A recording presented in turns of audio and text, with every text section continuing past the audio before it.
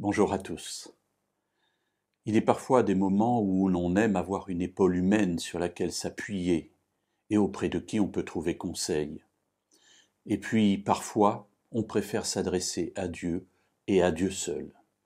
Et c'est sans doute ce qui est arrivé à cette femme qui, alors qu'elle avait reçu de la part de Dieu un cadeau extraordinaire puisque elle avait eu un fils alors qu'elle était stérile, du temps d'Élisée, voilà que ce fils meurt. Nous trouvons ce récit dans le deuxième livre des Rois au chapitre 4, et la femme fait transporter le jeune garçon dans la chambre du prophète qui se trouve chez elle, et elle fait atteler son âne.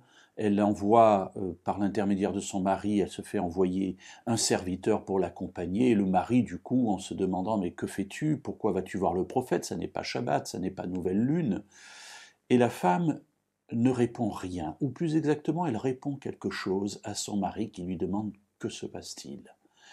Cela est rapporté donc dans ce deuxième livre des Rois au chapitre 4 et au verset 23. « Pourquoi vas-tu aujourd'hui chez lui? Ce n'est ni nouvelle lune ni Shabbat. » Elle répondit « Tout va bien. » Mais en hébreu, c'est beaucoup plus court, un seul mot. Elle lui répondit « Shalom, paix. » Pour quelqu'un qui vient de voir son fils mourir, c'est étonnant comme réponse à son mari, qui est aussi le père de l'enfant, soit dit en passant. Bref, elle part, elle s'en va, et arrivée au pied de la montagne où se trouve Élisée, donc le mont Carmel, voilà que Élisée la voit venir de loin. Il envoie son jeune serviteur en lui disant « Écoute, tu lui poseras les questions suivantes. » Verset 26. « Vas-tu bien?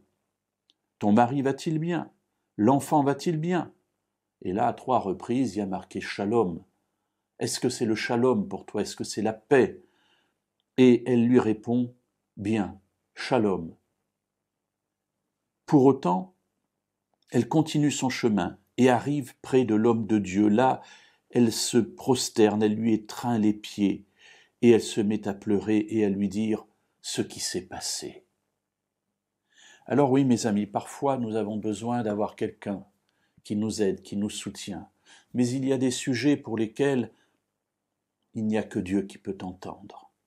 Son mari, l'homme de Dieu ou son serviteur, et on pourrait parler du pasteur, en tant que serviteur de Dieu, peut-être plus particulier, pourquoi pas, mais cette femme ne veut aller qu'au prophète, c'est-à-dire celui qui est en lien direct avec Dieu. Alors, nous avons Jésus, qui est là, qui peut entendre, tout entendre. Et pour certains sujets, il vaut mieux s'adresser à lui qu'à ses serviteurs.